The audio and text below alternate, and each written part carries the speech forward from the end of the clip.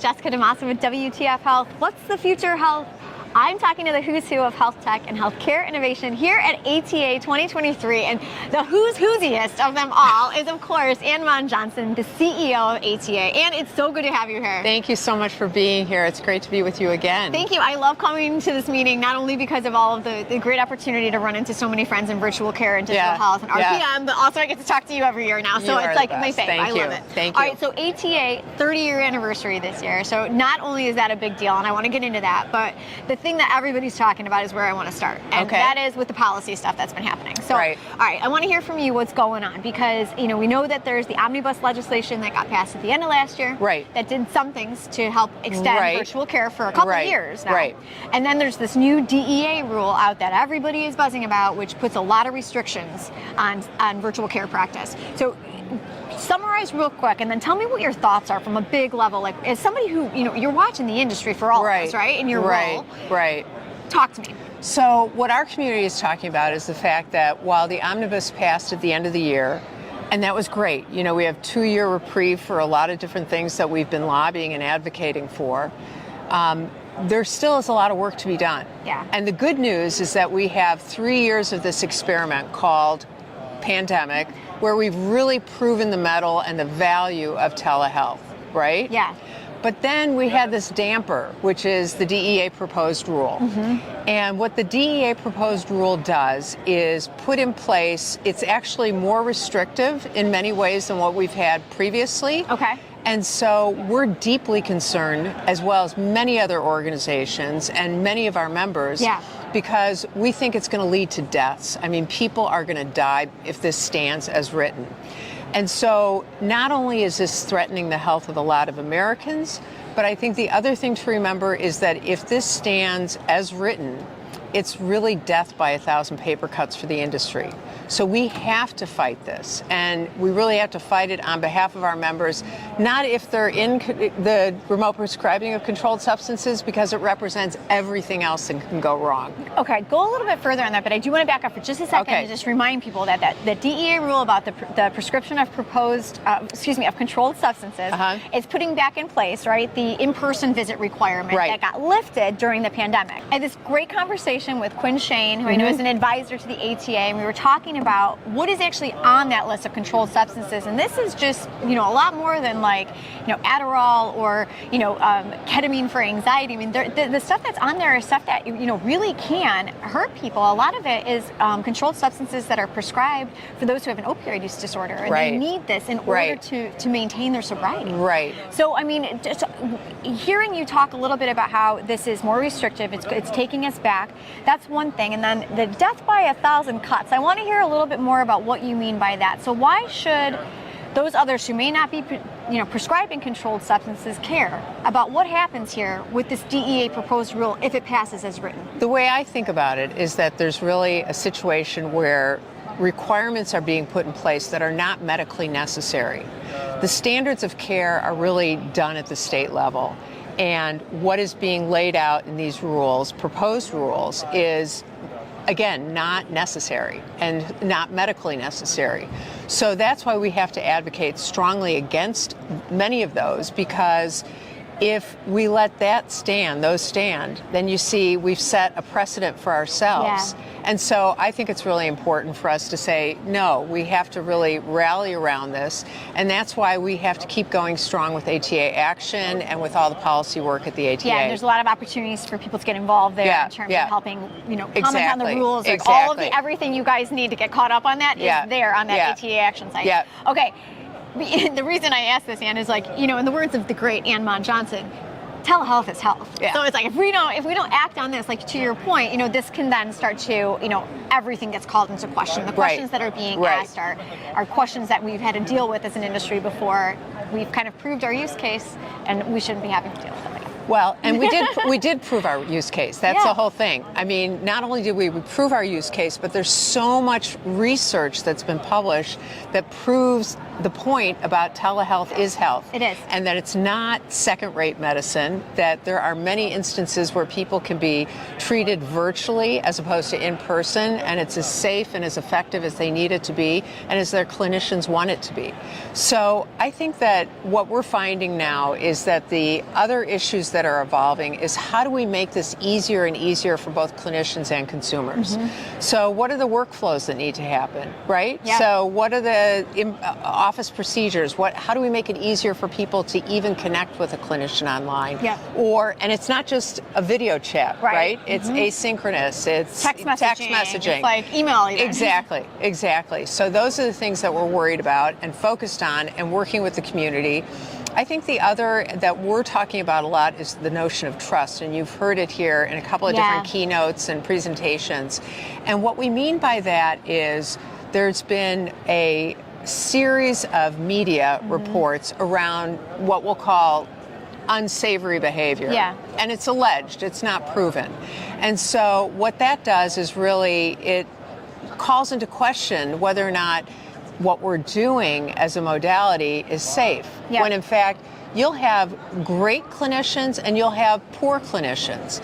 And trying to ascribe telehealth as being bad because of what happens in a few instances is like saying, well, you're getting bad health care in one floor of a hospital versus another floor of the hospital, which is sort of a stretched analogy. Yeah. But the point is that what's happening with the notion of trust is really the fact that people need to have confidence.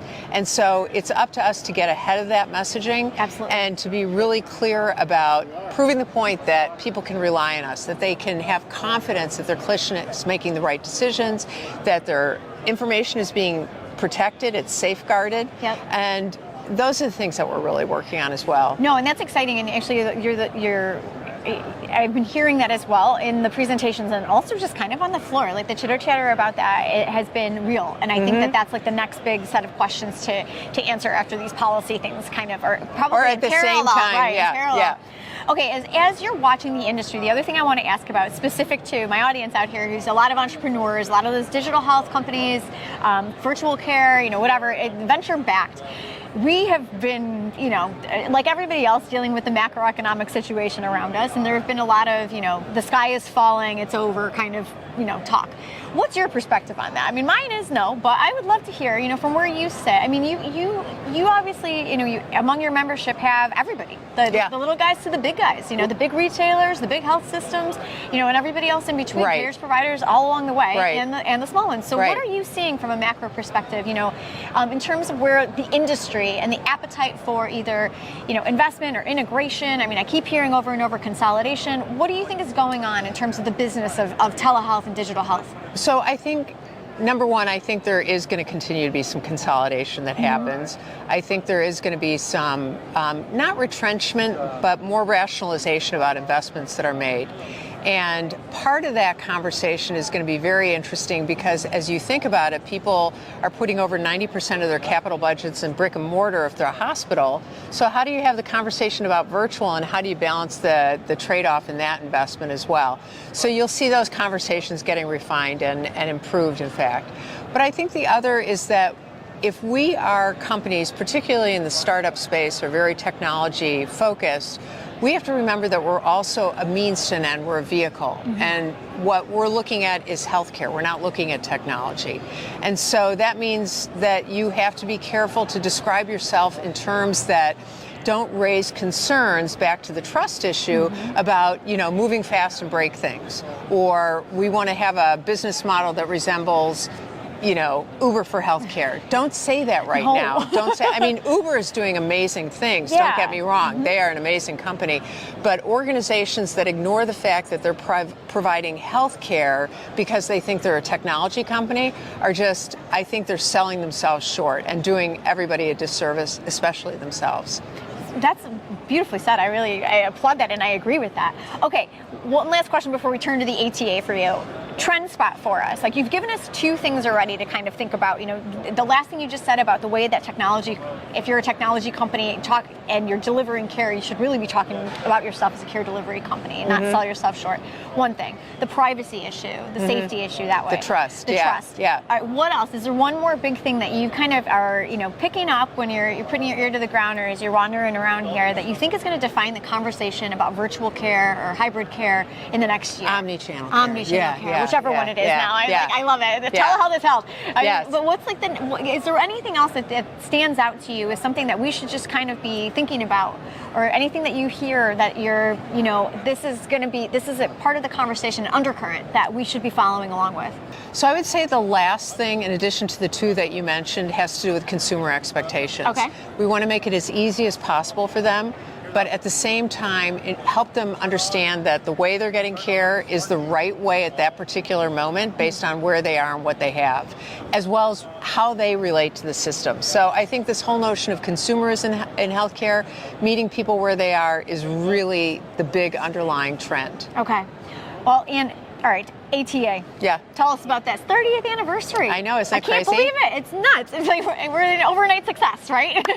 Well, finally, a 30-year success in the making. Okay, so talk to me about ATA at 30. Like, what do you think, and what do you think's ahead? Well, it's so fun because, number one, the organization was started by the pioneers, the academicians, the clinicians who really had so much vision and so much passion about using technology to get people care where and when they need it. And that was a pretty awesome vision 30 years ago. When I joined in 5 years ago, 25th anniversary of the organization, what was fun then was really casting a new vision, which was the why we're here. It's not about CPT codes, it's really to get people care. And then we had a pandemic thrown in for good measure. And so that has really accelerated, as you can tell, a lot of what's happened. For us, the years ahead, I think, are going to be really continue to be driven by what happens at the policy level, because there's so much more that has to be done, not just at the federal level, but all 50 states where there's all sorts of activity all the time. And then the other thing I would say is that the definition, what's included in our community, is pretty broad. Yeah. So we have, the sky's the limit for us in terms of who gets to participate in this broader community. So it's not just the delivery systems, it's not just the payers, it's the virtual first companies that are also looking to provide a more integrated experience for consumers. So there's just a whole lot of players. AI is coming big into it. Yeah, it is. Remote monitoring, of course, has had just been an incredible impact for so many people.